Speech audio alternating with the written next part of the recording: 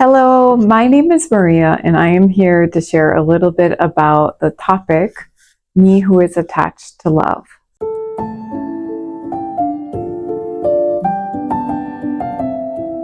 And as I looked back on my life, I saw from a very early age, this had always been a big part of my mind that was always looking for recognition, always looking for love from my teachers, my friends, my parents. I was always like feeling this constant need for validation, and ultimately I was really looking for love.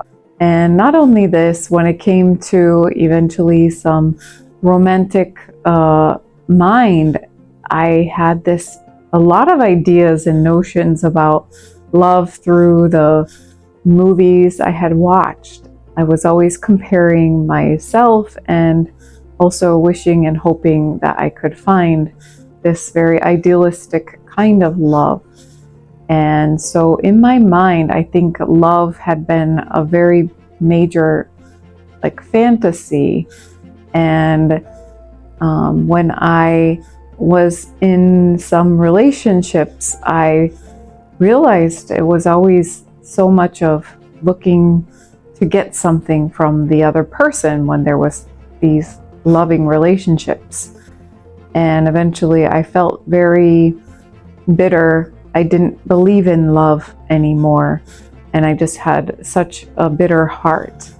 Thankfully, as I could do the reflection and letting go of so many comparisons, letting go of idealistic frames, and looking into my mind where these were built and being able to cleanse them away, there was something truly incredible that was able to happen, that was beginning to awaken to this mind of the universe and the place of truth where there is infinite love, and it is boundless and great acceptance, and it is able to embrace everything.